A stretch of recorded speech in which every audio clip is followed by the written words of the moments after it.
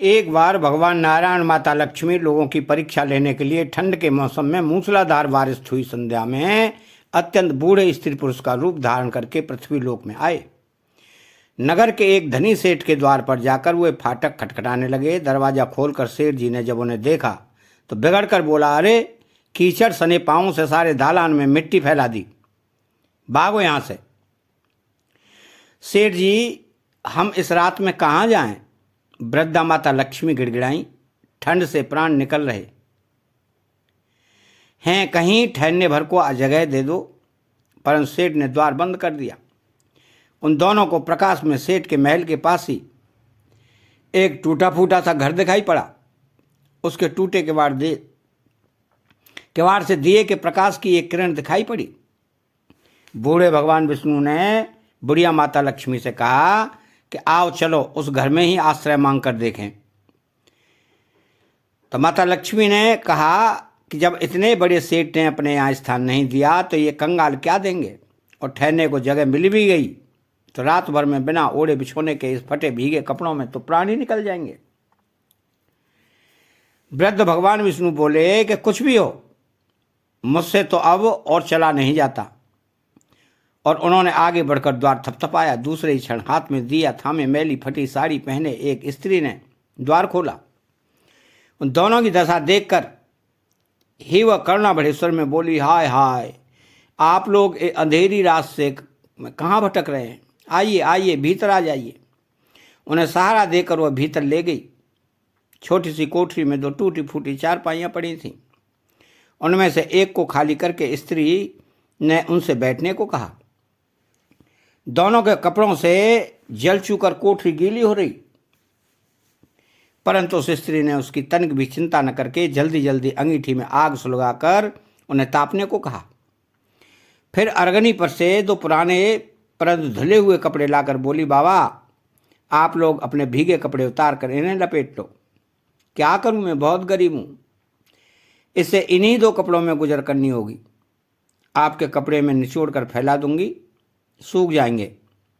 उन्हें कपड़े बदलवा कर वह दालान में गई और 2 पीतल की छोटी छोटी थालियों में बथुए का साग तथा बाजरे की रोटियां रख कर ले आई। माता जी, उसने वृद्धा से कहा, जो माता लक्ष्मी थी, आज मेरे घर में यही भगवान का प्रसाद है। मुझे बहुत दुख है कि न तो घर में घी है, न दूध है और न चीनी। कोई बात नहीं बेटी, हमें तो यह भोजन बड़ा स्वादिष्ट लगा। वे दोनों खाते हुए बोले। थोड़ी देर में उस स्त्री का पति भी आ गया। वो बेचारा भी रोजगार की तलाश में दिन भर घूमकर अब थका मारा लौटा था। पत्नी ने अतिथियों को भोजन खिलाने देने के बाद चुपके से द्वार पर ही अपने पति को सब बता दिया। सुनकर वह भी बड़ा प्रसन्न हुआ। फिर दोनों ने अपने बिछौने उन दोनों वृद्धों को देकर उन्हें तो खाट पर सुलाया और खुद दोनों एक फटा टाट ओढ़कर धरती पर लेट गए। प्रातःकाली जब बारिश बंद हो गई तो बुजुर्ग जाने लगे। तो स्त्री ने हाथ जोड़कर सूरज निकलने तक रोका।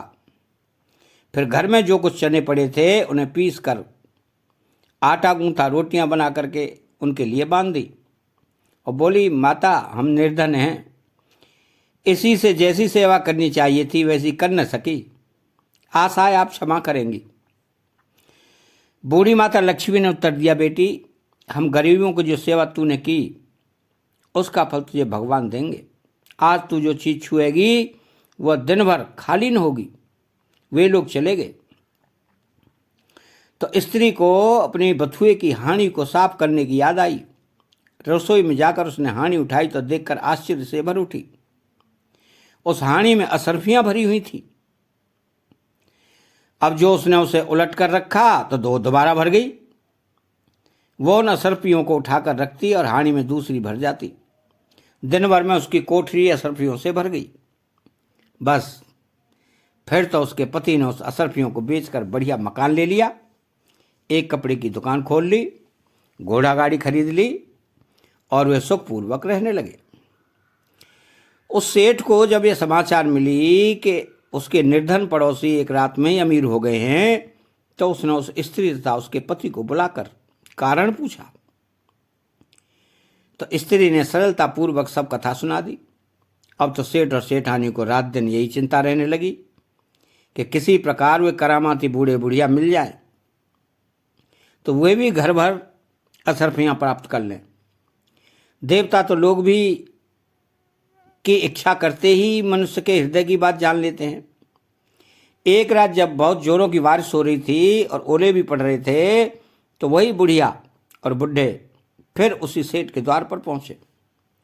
द्वार पर खटखट सुनते ही सेठ ने बिजली के प्रकाश में से झांक कर उन्हें पहचान लिया और जल्दी जल्दी सेठानी को उन्हें लेने भेजा। बिजली बुझाकर एक दिया हाथ में लेकर सेठानी बाहर आई और झूठी ममता दिखाकर बोली, हाय हाय बाबा, तुम कहाँ भटक रहे हो, आओ अंदर आ जाओ। फिर घर की सबसे टूटी चारपाई पर उन्हें बैठा दिया। घर में अनेकों गर्म वस्त्र होते हुए भी वह उनके लिए 2 फटे पुराने वस्त्र ले आई और बोली, बाबा, घर में इस समय यही उपस्थित है। फिर उनसे बिना पूछे ही घर की सबसे घिसी पुरानी थालियों में बथुए का साग व बाजरे की रोटी भी ले आई। ओढ़ने को 2 फटे कंबल भी कहीं से मंगा कर दिए। फिर सेठ सेठानी भी उसी कमरे में गद्दे बिछाकर धरती पर लेट गए। सवेरे अंधेरे ही जब दोनों बुजुर्ग जाने लगे तो सेठानी ने चना पीसकर रोटी बनाई और उनके लिए बांध दी और बोली, माता, हम बड़े दरिद्र हैं, आपकी सेवा न कर सके, आशा है आप हमें क्षमा करेंगी। बूढ़ी ने कहा, बेटी, जैसी सेवा तूने की है उसका फल तुम्हें भगवान देगा। हाँ, आज तू जिस काम को हाथ में लेगी वह दिन भर समाप्त नहीं होगा। उन लोगों के जाते ही सेठ सेठानी में झगड़ा हो गया। सेठ चाहता था कि बथुए की हांडी में खोलूं और सेठानी चाहती थी कि मैं खोलूं। अंत में दोनों ने एक साथ हांडी पकड़ी। इस छीना झपटी में हांडी टूट गई और कमरे में बथुआ ही बथुआ बिखर गया। सेठानी झाड़ू लेकर कमरा धोने लगी।